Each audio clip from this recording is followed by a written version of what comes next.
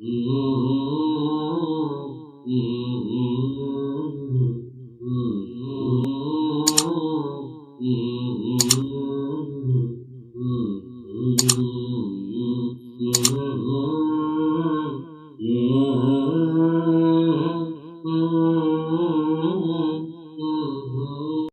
و نصلی علی رسولہ الکریم اما بعد فاعوذ باللہ من الشیطان الرجیم بسم اللہ الرحمن الرحیم رب اشرح لی صدری ویسر لی امری واحلل عقدۃ من لسانی یفقہوا قولی اللہم فقہنا فی الدین اللہم انا نسألک علما نافعا وعملا متقبلا ورزقا طیبا اللہم انفعنا بما علمتنا وعلمنا ما ينفعنا وزدنا علما آمین یا رب العالمین۔ السلام علیکم ورحمۃ اللہ وبرکاتہ۔ ناظرین کرام، رمضان ڈائری کے 18 ڈے کا آغاز کرتے ہیں آج میرے سامنے اپنی ڈائری میں لکھنے کے لیے قرآن حکیم سے جو آیت موجود ہے وہ آیت ہے سورہ المؤمنون کی آیت نمبر 1 اور 2، اور اس آیت مبارکہ میں اللہ تعالیٰ ارشاد فرماتے ہیں بسم اللہ الرحمن الرحیم قد افلح المؤمنون الذین هم فی صلاتہم خاشعون، یعنی اللہ تعالیٰ فرما رہے ہیں یقیناً مومنین کامیاب ہو گئے، فلاح پا گئے، رستگار ہو گئے، وہی جو اپنی نماز میں عاجزی کرنے والے ہیں۔ ناظرین کرام، سورہ مومنون کی جو ابتدائی 10 آیات ہیں، ان 10 آیات میں اللہ تعالیٰ نے مومنین کی صفات بتائی ہیں، اور یہی 10 آیات سورہ مومنون کی رسول اللہ صلی اللہ علیہ وسلم کے اخلاق کی جانب ہماری رہنمائی کرتی ہیں۔ جیسا کہ حضرت عائشہ رضی اللہ تعالیٰ عنہا سے جب پوچھا گیا کہ رسول اللہ صلی اللہ علیہ وسلم کے اخلاق کیا ہیں، تو حضرت عائشہ نے کہا کہ کیا تم نے قرآن نہیں پڑھا، اور یہ قرآن ہی رسول اللہ صلی اللہ علیہ وسلم کے اخلاق ہیں۔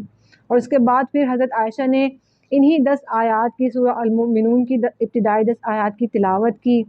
اور یہی 10 آیات صحابہ کرام رضی اللہ تعالیٰ عنہ کی زندگی کے بارے میں بھی ہمیں بتاتی ہیں کہ صحابہ کرام رضی اللہ تعالیٰ عنہ نے اپنی زندگیوں کو ان آیات کے مطابق ڈھال لیا تھا، جس میں اللہ تعالیٰ فرما رہے ہیں قد افلح المؤمنون، یقیناً مؤمنین فلاح پا گئے، مؤمنین کامیاب ہو گئے۔ ناظرین کرام، انسان اگر اپنی زندگی میں کوئی کامیابی چاہتا ہے یا کامیاب ہونا چاہتا ہے تو پھر وہ ان لوگوں کو فالو کرتا ہے، ان لوگوں کی زندگیوں کو اسٹڈی کرتا ہے جو کہ اپنی فیلڈ میں یا اپنی زندگی میں کامیاب رہے اور وہ اپنی فیلڈ میں ماہر تھے۔ مثال کے طور پر اگر کوئی پولیٹیشین بننا چاہتا ہے تو پھر وہ ایسے پولیٹیشین کی زندگی کو اسٹڈی کرتا ہے جو کہ اپنی زندگی میں کامیاب پولیٹیشین رہا، یا پھر اگر کوئی بھی بڑا آدمی یا لیڈر بننا چاہتا ہے تو پھر وہ اس لیڈر کی زندگی کو فالو کرتا ہے یا پھر اس لیڈر کی زندگی کو اسٹڈی کرتا ہے کہ وہ کس طریقے سے کامیاب رہے، پھر وہ ان جیسا بننے کی کوشش کرتا ہے۔ اب سورہ المؤمنون کی ان ابتدائی 10 آیات میں جو اللہ تعالیٰ نے ذکر فرمایا ہے، وہ اللہ تعالیٰ نے ان لوگوں کے بارے میں ذکر فرمایا ہے جو اپنی زندگی میں کامیاب ہو گئے، جنہیں فلاح مل گئی، اور وہ کون ہیں؟ وہ مومنین ہیں۔ اللہ تعالیٰ فرما رہے ہیں قد افلح المؤمنون، اور یقیناً مومنین کامیاب ہو گئے۔ یہ وہ لوگ ہیں جن کے بارے میں اللہ تعالیٰ خود گواہی دے رہے ہیں، اور اللہ تعالیٰ سرٹیفکیٹ دے رہے ہیں انہیں کامیابی کا کہ یہ لوگ ہیں جو اپنی زندگی میں کامیاب ہو گئے اور انہوں نے فلاح پا لی۔ اب اگر بظاہر ہم دیکھیں ایسے لوگوں کو تو ہم یہی کہیں گے کہ یہ کہاں سے کامیاب لوگ ہو گئے اپنی زندگی میں، ان کے پاس تو نہ روپیہ ہے، نہ پیسہ ہے، نہ گھر ہے،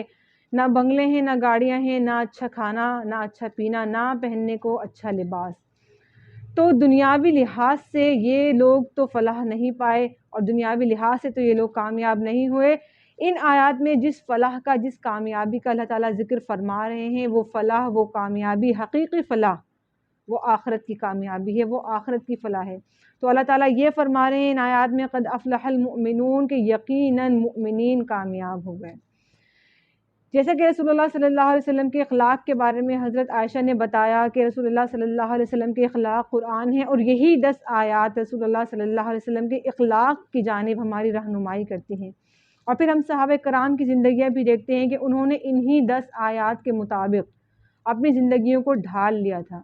ان 10 آیات کے اندر، تو وہ یقیناً وہ مؤمنین تھے، وہ فلاح پا گئے، وہ رستگار ہو گئے، وہ کامیاب ہو گئے اللہ کی نظر میں۔ اگر ہم یہ چاہتے ہیں کہ ہمیں بھی اپنی زندگی میں حقیقی کامیابی حاصل ہو جائے یا ہمیں بھی کامیابی کا سرٹیفکیٹ ہمارے ہاتھ میں دے دیا جائے، تو پھر ہمیں بھی اپنی زندگیوں کو انہی 10 آیات کے مطابق ڈھالنا ہوگا کہ جن کے بارے میں اللہ تعالیٰ ارشاد فرما رہے ہیں قد افلح المؤمنون، یقیناً مؤمنین کامیاب ہو گئے۔ ناظرین کرام، اب ہم یہ دیکھتے ہیں کہ یہ فلاح در اصل ہے کیا؟ فلاح اصل میں وہ ہے کہ جب انسان اپنی تمام تر مرادوں کو پا لے، اس کی تمام تر خواہشات پوری ہو جائیں اور اس کی زندگی سے تمام تر تکالیف، دکھ اور پریشانیاں ختم ہو جائیں۔ یعنی جب ہم اللہ تعالیٰ سے یہ دعا کرتے ہیں کہ یا اللہ تعالیٰ تم مجھے فلاح نصیب فرما، تو در حقیقت ہم اللہ تعالیٰ سے یہ دعا مانگ رہے ہوتے ہیں کہ یا اللہ تعالیٰ تم میری زندگی سے تمام تر تکالیف کو دور فرما دے، تمام تر غموں سے، پریشانیوں سے مجھے نجات دے دے اور میری تمام تر خوشیاں اور خواہشات کو پورا فرما دے۔ یہ ہم اللہ تعالیٰ سے دعا مانگ رہے ہوتے ہیں۔ لیکن ناظرین کرام، اس دنیاوی زندگی میں تو یہ فلاح ممکن نہیں، کیونکہ ہماری زندگی ایسی ہوتی ہے کہ ہم بہت ساری جگہ ہماری زندگی میں ایسی آتی ہیں، بہت سارے مواقع ایسے آتے ہیں کہ ہمیں اپنی بہت ساری خواہشات کو دبانا پڑتا ہے، مارنا پڑتا ہے۔ بہت سارے باتیں ایسی ہوتی ہیں جو ہمارے خلاف مزاج اور ہمارے خلاف طبیعت ہوتی ہیں۔ تو اس دنیا میں ہمیں حقیقی فلاح ملنا تو ناممکن ہے۔ حقیقی فلاح کہ جس کے بارے میں اللہ تعالیٰ ذکر فرما رہے ہیں، حقیقی کامیابی تو آخرت کی زندگی میں ہی ممکن ہے، جب انسان کو اس کے بدلے جنت ملے گی۔ جیسے کہ ہم دیکھتے ہیں کہ ایک کسان جو ہے، کسان کو بھی فلاح کہا جاتا ہے۔ ایک کسان کیا کرتا ہے کہ وہ اپنی کھیتی بنانے کے لیے، اپنی کھیتی اگانے کے لیے محنت کرتا ہے۔ سب سے پہلے وہ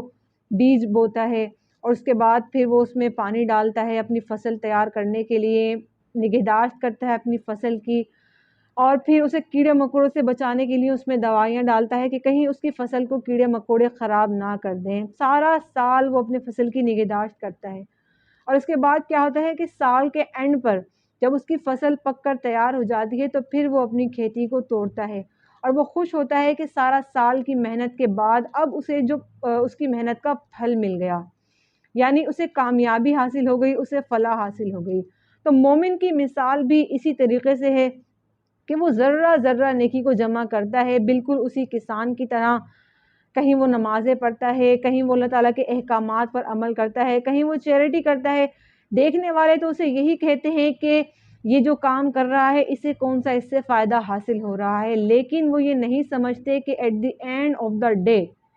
اسے جو کامیابی ملنے والی ہے، اسے جو فلاح ملنے والی ہے، اور کس صورت میں ملے گی، وہ جنت کی صورت میں۔ تو وہ اس کو ملے گی آخر میں، آخرت میں اسے یہ جزا کے طور پر اس کی محنت کا صلہ اللہ تعالیٰ عنایت فرمائیں گے، بالکل اسی کسان کی طرح کہ وہ سارا سال محنت کرنے کے بعد اپنی جب اس کی فصل تیار ہو جاتی ہے تو وہ اس کا پھل کھاتا ہے۔ تو مومن کی مثال بھی اسی کسان کی طرح ہے کہ وہ ساری زندگی محنت کرتا ہے اور پھر at the end of the day اللہ تعالیٰ اسے جزا کے طور پر جنت عنایت کریں گے۔ سمجھتے ہیں نا کہ ہمیں ایسے ہی سب کچھ مل جائے گا اور ہم ہاتھ پر ہاتھ رکھ کر بیٹھے رہیں اور ہم دنیاوی زندگی میں مشغول رہیں اور ہم دوستوں کے ساتھ کھیلنے میں اور کھانے پینے میں اپنی زندگی ختم کر دیں، اور بس جنت کو ہم نے بہت زیادہ فور گرانٹیڈ لیا ہوا ہے کہ جنت تو جیسے ہمیں ٹرے میں رکھ کر پیش کر دی جائے گی۔ تو ایسا ہرگز بھی نہیں ہے، جنت بغیر محنت کے کبھی بھی نہیں ملے گی، اور جنت کن لوگوں کو ملے گی کہ جن کے بارے میں اللہ تعالیٰ ارشاد فرما رہے ہیں قد افلح المؤمنون کہ یقیناً مؤمنین کامیاب ہو گئے۔ اب مؤمنین کون لوگ ہیں، ان کے بارے میں ہمیں دیکھنا ہے کہ کون سے مؤمنین کامیاب ہو گئے ہیں۔ اللہ تعالیٰ اپنی آیات قرآن حکیم میں اس طریقے سے ارشاد فرماتے ہیں، اس طریقے سے بیان فرماتے ہیں کہ ایک آیت کے بعد اللہ تعالیٰ اس کی وضاحت بھی ساتھ ساتھ فرما دیتے ہیں کہ جب اللہ تعالیٰ نے یہ فرمایا کہ قد افلح المؤمنون کہ یقیناً مؤمنین کامیاب ہو گئے، تو اب ان مؤمنین کو ڈھونڈنے کے لیے ہمیں کہیں اور جانا نہیں پڑے گا کہ وہ کون سے مومن ہیں، وہ کیا کرتے تھے، وہ کیسے رہتے تھے، انہوں نے اپنی زندگیاں کیسی گزاری۔ اس کو ڈھونڈنے کے لیے ہمیں کہیں اور جانا نہیں پڑے گا۔ آیت کے اگلے ہی حصے سے اللہ تعالیٰ یہی ارشاد فرما رہے ہیں الذین هم فی صلاتہم خاشعون، یعنی کہ اب مومنین کی صفات بتائی جائیں گی باقی کی 10 آیات میں۔ تو ہم آج کے ڈائری میں اپنے آج کے پیج پر 18 پیج پر ان مؤمنین کی صرف ایک ہی صفت لکھیں گے کہ جس کے بارے میں اللہ تعالیٰ ارشاد فرما رہے ہیں الذین هم فی صلاتہم خاشعون، وہی جو اپنی نماز میں عاجزی کرنے والے ہیں۔ یہ پہلی صفت ہے مؤمنین کی کہ جو اپنی نماز میں عاجزی کرتے ہیں۔ خاشعون مطلب کہ وہ اپنی نماز میں خشوع اختیار کرتے ہیں۔ اور خشوع کا مطلب کیا ہے ناظرین کرام؟ خشوع کا مطلب ہے عاجزی، خشوع کا مطلب ہے انکساری، خشوع کا مطلب ہے جھکنا، اور خشوع کا مطلب ہے اپنے آپ کو دبانا۔ کس کے سامنے؟ اللہ رب العالمین کے سامنے۔ حضرت حذیفہ رضی اللہ تعالی عنہ نے کہا کہ مسلمانوں میں سے جو سب سے پہلی چیز ختم ہوگی وہ ان کا خشوع ہوگا، یعنی کہ ان کی عاجزی ان میں سے ختم ہو جائے گی۔ اور اگر آج ہم دیکھیں نا اپنے آپ کو، اپنی نمازوں کو ہم دیکھیں کہ ہماری نمازیں کس طریقے کی ہیں اور ہم کیسی نمازیں پڑھتے ہیں، تو ہمیں پتہ چلے کہ ہم کتنے خشوع کے ساتھ اپنی نمازیں پڑھتے ہیں۔ خشوع تو وہ ہوتا ہے کہ جب ہم نماز پڑھنے کے لیے کھڑے ہوں تو نہ ہمیں اس چیز کی خبر ہو کہ ہمارے دائیں جانب کون ہے، اور نہ ہمیں اس بات کی خبر ہو کہ ہمارے بائیں جانب کون ہے۔ جبکہ آج اگر ہم اپنی نمازوں کو دیکھیں تو ہمیں پتہ چلے کہ ہماری نمازوں میں کتنا خشوع ہے۔ ہم تو جب نماز پڑھنے کے لیے کھڑے ہوں تو تمام تر خیالات، تمام تر آئیڈیاز اور تمام تر سوچیں ہمارے ذہن میں آتی ہی اسی وقت ہیں کہ ابھی تو مجھے یہ بھی کرنا ہے، اور ابھی تو مجھے وہ بھی کرنا ہے، اور ابھی تو میرا فلاں کام بھی ادھورا باقی ہے، میں نے وہ بھی نہیں کیا۔ تو ہمیں پتہ، تو ہم اس سوچ میں مبتلا رہ کر نماز پڑھتے ہیں، اور اتنے غافل دل کے ساتھ اور اتنے غافل ذہن کے ساتھ ہم نماز پڑھتے ہیں کہ ہماری نماز میں خشوع کا گمان بھی نہیں ہوتا۔ رسول اللہ صلی اللہ علیہ وسلم نے ارشاد فرمایا کہ ایک شخص کو رسول اللہ صلی اللہ علیہ وسلم نے نماز پڑھتے ہوئے دیکھا تو وہ شخص اپنی داڑھی کے ساتھ کھیل رہا تھا، مطلب یہ کہ اپنی داڑھی میں بار بار ہاتھ لگا رہا تھا۔ تو رسول اللہ صلی اللہ علیہ وسلم نے اسے دیکھ کر یہ ارشاد فرمایا کہ اگر اس کی دل میں خشوع ہوتا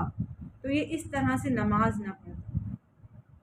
نماز میں خشوع تو وہ ہوتا ہے کہ آپ کی نگاہیں سجدے کی جگہ سے ہٹے نہ، یعنی کہ آپ اپنے ظاہری اعضاء سے بھی خشوع ظاہر کریں۔ دل کا خشوع تو الگ ہے، تو دل کا خشوع آئے گا بھی آپ کی نمازوں میں اس وقت کہ جب آپ کو یہ پتہ ہو کہ آپ کس ہستی کے سامنے کھڑے ہونے جا رہے ہیں، جب آپ کو اللہ تعالیٰ کی پہچان ہوگی۔ اور جب آپ کو یہی نہیں پتہ کہ آپ کس ہستی کے سامنے کھڑے ہونے جا رہے ہیں تو نہ ہی آپ کے اعضاء سے خشوع ظاہر ہوگا اور نہ ہی آپ کے دل میں خشوع آئے گا۔ حضرت حسن رضی اللہ تعالیٰ عنہ جب نماز پڑھنے کے لیے جاتے تھے تو ان کا چہرہ زرد پڑ جاتا تھا، تو لوگ ان سے پوچھتے تھے کہ آپ کی حالت ایسی کیوں ہو جاتی ہے؟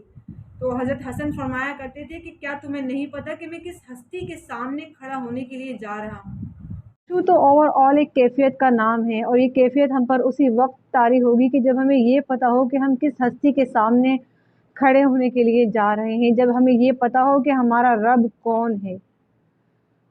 تو جب یہ احساس ہمارے دل میں پیدا ہوگا، جب یہ کیفیت ہم پر طاری ہوگی، تو یہ کیفیت انسان کو دبا دیتی ہے، اس کو جھکا دیتی ہے اللہ رب العالمین کے سامنے۔